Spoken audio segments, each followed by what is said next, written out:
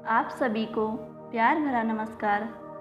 स्वागत करती हूँ आप सबका अपने YouTube चैनल भक्तिसार फ्रॉम देवभूमि में।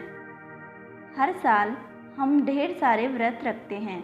इसी में से एक व्रत अहोई अष्टमी का भी होता है। कार्तिक महीने के कृष्ण पक्ष की अष्टमी तिथि पर अहोई अष्टमी का व्रत रखा जाता है। इसी महीने 17 अक्टूबर को यह व्रत है। ऐसे में अगर आप भी इस व्रत को रखने की तैयारी कर रहे हैं तो पहले यह नियम जान लें।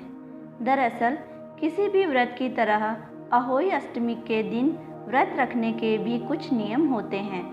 इन नियमों का पालन करने के बाद ही इस व्रत को पूरा माना जाता है।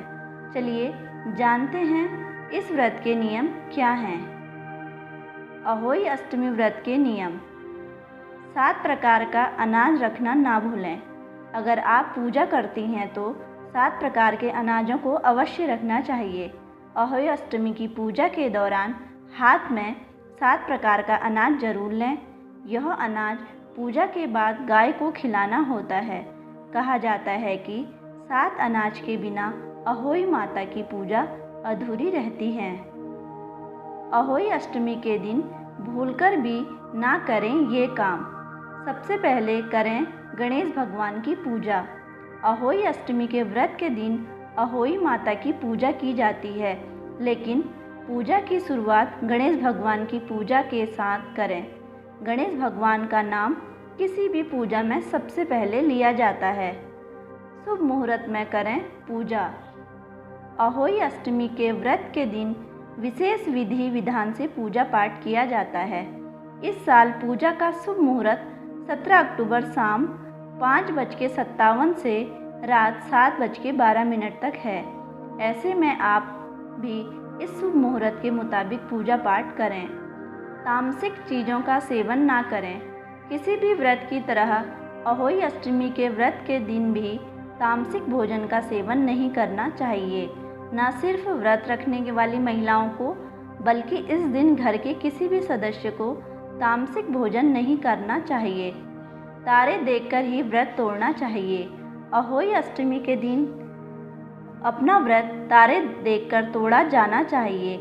ऐसे में आप इस व्रत के दिन तारे देखने से पहले कुछ ना खाएं। महिलाएं निर्जला व्रत रखती हैं।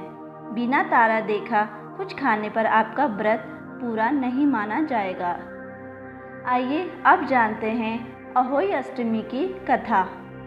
प्राचीन समय में एक नगर में एक साहूकार रहता था। उसके 7 लड़के थे।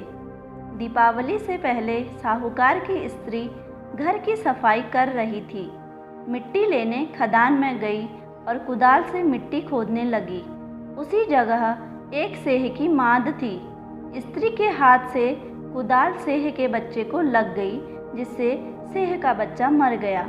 साहूकार की पत्नी को इससे बहुत दुख हुआ। वह पश्चाताप करती हुई अपने घर लौट आई। कुछ दिनों बाद उसके बेटे का निधन हो गया। फिर अचानक दूसरा, तीसरा और वर्ष भर में उसके 7 बेटे मर गए।